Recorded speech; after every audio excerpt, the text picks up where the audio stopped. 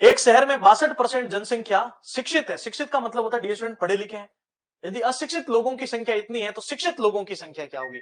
अब मैं यहाँ एक नई बात आप सब बच्चों को बोलना चाहता हूँ। 62% of a population of a city is educated. If the number of illiterate people in the city is 2, 4, 5, 6, 7, then what is the number of the educated peoples? English अपनी बहुत तगड़ी है। अब सुनो, तगड़ी मतलब आप समझ लेना, मैं भी सीख रहा हूँ, इसका मतलब ये है। ठीक है, अब सुनिए, सभी बच्चे ध्यान से सुनिएगा। वो कह रहे हैं 62% शिक्षित है।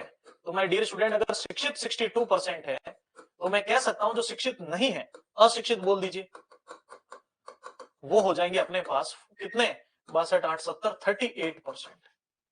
ये चीज हमें खुद ही लिखनी पड़ेगी, ध्यान रखना। ठीक है, अब बात सुनिएगा, ये जो अशिक्षित लोगों की संख्या है, लेकिन मैं ये चीज क्यों सिखा रहा हूं, ध्यान से सुन लो, ये बॉक्स क्यों बनाया है। तो शिक्षित लोगों की संख्या बताओ। इस बार लास्ट में टोटल नहीं लाना है, इस बार लास्ट में शिक्षित लोगों की संख्या यानी हमें 62% लाना है। तो 38% की जो वैल्यू है वो हो जाएगी 24,567। तो 1% की वैल्यू 24,567 अपॉन 38, और मुझे लाना कितना है 62। तो मुझे कुछ नहीं करना है, 24,567 बटा जो 38 था, इसका गुणा 100 से नहीं करके इसका गुणा 62 से करना है।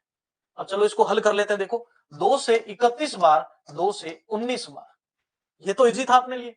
अब आगे चेक करते हैं, 19 से कम 19, पीछे बच गए 20 और 5, 19 इंटू 19 दूना 38।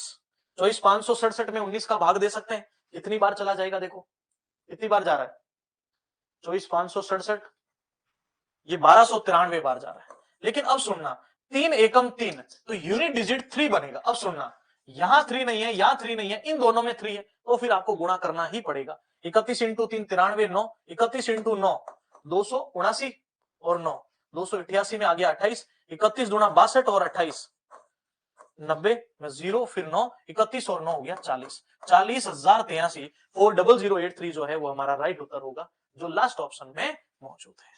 ये छोटी सी गणना हमें यहाँ पर करनी पड़ेगी, नंबर लाना है इसमें, तो ये प्रोसेस तो फॉलो करना ही पड़ेगा।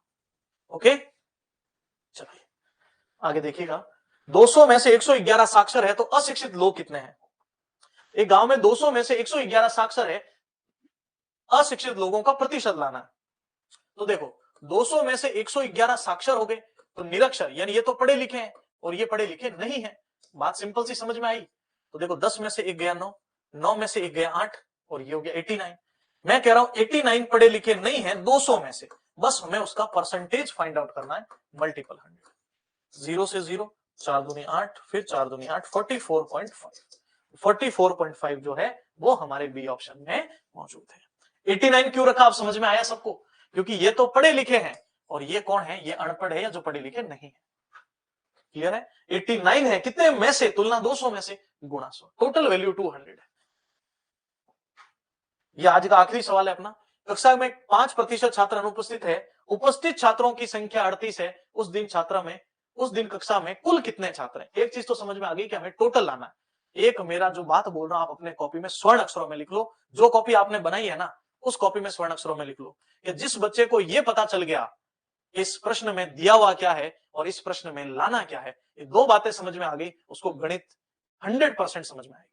पहली बात सुन लो, प्रश्न में दिया हुआ क्या है और प्रश्न में लाना क्या है, वो बात समझ में आ गई तो गणित आपके समक्ष 100% समझ में आ जाएगी। दिया हुआ क्या है, इसी कक्षा में 5% अनुपस्थित है और उपस्थित छात्रों की संख्या 38 है, तो मुझे जो संख्या दी हुई है ना वो उपस्थित की दी हुई है। लास्ट में बोला कुल कितने छात्र है, तो दिया हुआ तो उपस्थित का है और पूछा कुल का है। तो देखना ये आपके अनुपस्थित है यानी अब्सेंट है, ये अब्सेंट है और ये प्रेजेंट है ना। अब्सेंट 5% है तो मैं कह सकता हूं कि प्रेजेंट 95%। प्रेजेंट मतलब क्लास में आए हैं। मैं कह रहा हूं उपस्थित छात्र 38 है, सवाल कह रहा 95%। 95% 38 के बराबर, तो 1% 38 अपॉन 95, और 19 के पाड़े में 2 बार, 19 के पाड़े में 5 बार, और हमें 100% लाना टोटल, 2/5 इंटू 100, 5 से देख लो 20 बार, 20 दूना, टोटल स्टूडेंट 40 होंगे, जो हमारे प्रथम ऑप्शन में ही मौजूद है। यही पूछ लेते कि कितने अनुपस्थित है, तो मैं 5% ही लाता, यहाँ 5 से गुणा करता और रिजल्ट हो जाता 2 छात्र अनुपस्थित है। तो आप ही बता दो 40 में से अगर 38 क्लास में आए हैं तो 2 ही तो अनुपस्थित हुए। अब सभी बच्चे बताओ क्या आज का सेशन एकदम क्लियर है सबको, कोई तकलीफ, कोई समस्या, कोई दिक्कत नहीं।